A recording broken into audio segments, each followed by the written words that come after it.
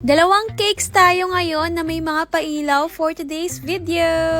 Hi Goldies! So ngayon, ang first cake natin is nasa Christmas pa rin tayo. So ayun nga, late upload po ito. And finally, masashare ko na sa inyo ngayon. Since ang dami rin nagandahan dito nung pinost ko yung photo nito. So ayun, yung order na to is kaibigan ko ulit na lagi nagpapagawa sa akin na gusto ako laging pahirapan. Siguro sa mga lagi nanonood ng videos ko, kilala nyo na kung sino yun. So ito po yung inspo ng ating cake. Pinost ko rin po ito last Christmas. Marami pong choices doon pero ito po yung napili niya. Ang request niya lang is yung kulay gawing red, green, and white. So ayan, habang ginagawa ko po yan, hindi pa ako sure sa mga pinaplano kong yan. Kung maganda ba kakalabasan or hindi. Pero ayan, sinubukan ko naman siya. Yung ilalim lang nilagyan ko ng color red. Nagdalawang isip pa ako kung hahaluan ko pa siya ng ibang kulay. Pero napag-decidean ko na red na lang. Kumbaga, ito yung last cake na ginawa ko last Christmas. Need ko siya matapos agad dahil may alis kaming family. By the way, December 24 ko po ito ginawa. At ayan, dahil makulit akong kaibigan, nilagyan ko pa rin ng color brown yung ating cake.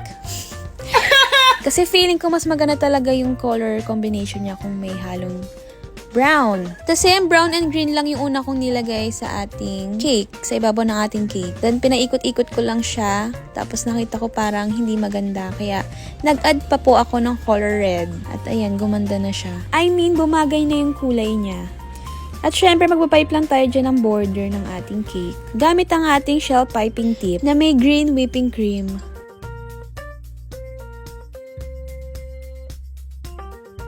Kasi tinanggal ko na sa ating turntable, nilapag ko na siya para mapakita ko rin yung ibabaw.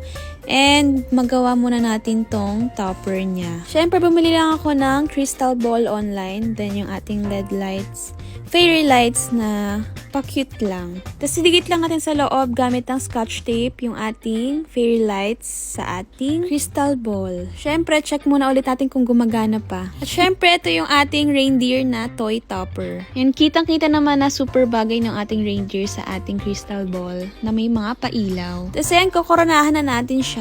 Tapos ito, hindi ko na po napakita yung process dahil nagmamadali po talaga ako sa mga araw na yan. Bali, chocolate lang po yan. Tinunaw ko siya tapos nilagay ko sa piping bag. Tapos nag-drawing lang ako dyan ng mga lines, pa-triangle. Basta makorte lang po natin yung Christmas tree. Tapos nilagyan ko lang syempre ng ating powdered sugar. Syempre kailangan natin ng strainer. Kasi nakalimutan ko lagay yung ating artificial berry pine. And kita nyo naman na mas gumanda yung ating cake pag meron yan.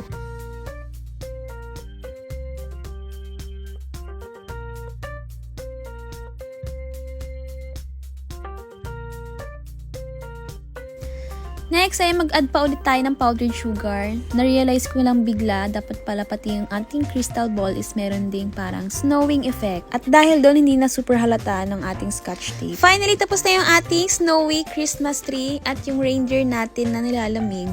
Tapos yung warm lights yung kanyang pampainit. O diba ang sosyalin ng ating cake? At sure ako na maganda siyang tingnan kasama yung mga handa natin. Kasama yung mga ibang pagkain. Thank you so much ulit sa aking Bessie. Okay, proceed tayo sa ating next cake. Ito, recent ko lang ginawa to guys. Tapos yung ating inspo, yung sarili nating cake. Moist chocolate yung flavor and 8x4 inches yung size. Tapos yung ating drum board is size 12 inches. Ayan, same size po. Super light pink lang ng ating frosting. Parang super light nga to. Dapat pala dinagdagan ko pa ng konting pink. Pero ayun, maganda pa rin naman siya. Hindi ko na dapat i-film to dahil nagawa ko na to dati. And na-upload ko na rin siya dati. Dito sa ating Facebook page. Chinek ko ngayon habang nagvo-voice over ako and 5 months ago na pala siya. Ang bilis talaga ng panahon. And yung views niya umabot ng 1.5 million views. So, di ba ang dami? Ang dami talaga nagustuhan tong cake natin na to. And kaya finilm ko siya ulit dahil nakakatuwa nga talaga siyang i-film and panoorin. Kaya thank you so much po sa lahat ng mga nanonood ng aking videos. And sa mga nakaka-appreciate po nito. So, ayan, balik po tayo sa video. Ayan, kadalasang gamit ko lang po dyan sa paggawa ng ating toppers is glue gun. Pinagtatagpi-tagpi ko po sila. Para syempre ma-achieve natin yung ganong style. And yes, hindi po ito edible. Bali, yung pinaka-edible lang po dito is yung ating cake. Then ayan yung ating angel. Nabili ko lang siya online. Tapos nilagyan ko lang ng cloud sa ilalim, and stick sa likod para hindi siya tumumba kapag nilagay natin sa cake. Tapos yan yung ating customized cardstock name. Yung font name po niyan is Onion sa thefont.com. Tapos yan yung ating clouds pa na ilalagay sa ating cake. Hindi rin po yan edible. Actually guys, hindi po yan talaga yung itsura ng ating clouds. Bali, nagtatanggal pa ako sa isa pang clouds para madagdag yung isa pang balls para iba-iba yung itsura niya, yung korte niya. Para ma-achieve po natin yung itsura na gusto natin. Then lastly, ang ilalagay po natin is yung mga acrylic stars.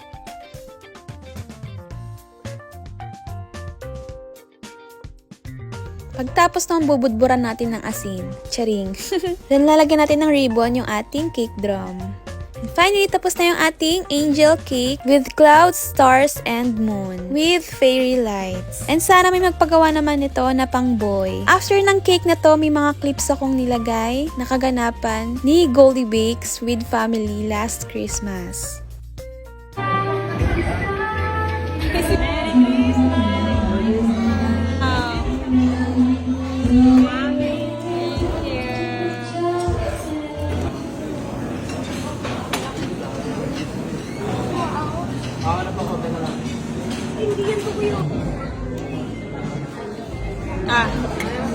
Nagatusin?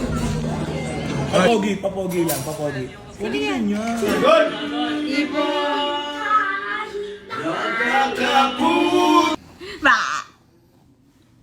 Alam niyo pag video-videohan siya. Alam niya. No? Alam niya. Biglang nawala yung halakhak. Sige, kaya mo yan.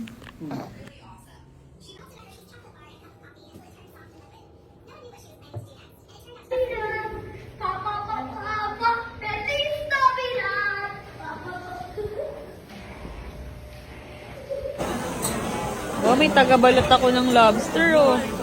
Crab to, crab! Crab ba yan? Oh, pani. Pinupukpok pa.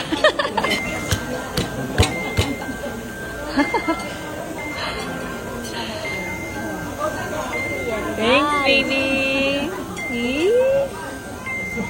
Bibo! Papa. Bilis mo, Bibo! Bibo! Ready, Olaf? Olaf! Do you wanna feel the snowman? Natin. Buti na nasa mood si Brad kumain ng hotdog. Remember we love you!